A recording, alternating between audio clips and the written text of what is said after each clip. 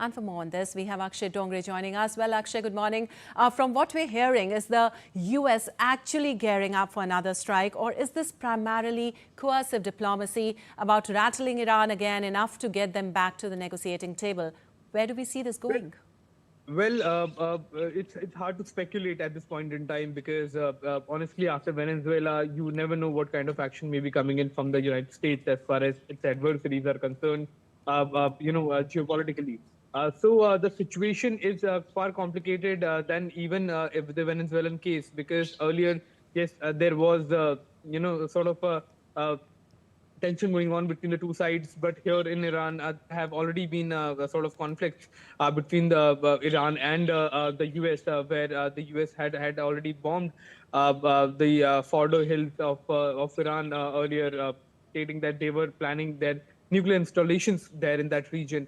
But what we are seeing right now is these kind of threats being given by the United States, and counter threats being given by Iran. But so far, none of the parties are resorting to diplomacy. No way out is given to either of them, as far as the US is concerned or the Iranian regime is concerned. They are stating that any kind of Iranian regime is stating that any kind of threat will result into a response, and the US clearly is in no mood to take no for an answer as far as nuclear policy is concerned. The tension remain at an all-time high, but honestly, Lipakshi, at this point in time, this may very well lead to a full-blown conflict as far as the US action is concerned, given the fact that given the success of Venezuela, US remains confident as far as its armed forces are concerned, and in that confidence, it may act in an overconfident manner as well.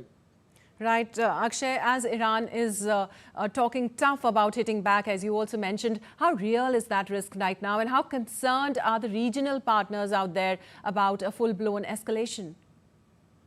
Well, the regional partners are quite concerned as far as a full-blown conflict is concerned, because from what we have seen, if there is any kind of conflict in that part of the world, then one thing is for sure that the entire region is going to face the consequences of that. In fact, Lipakshi, if there is an attack on Iran, the other countries there in the region also will not be able to sell their oil resources to the world. The trade supply will be cut off because of the Yes. fact that nobody will be willing to trade in that part of the region. US has already secured Venezuela.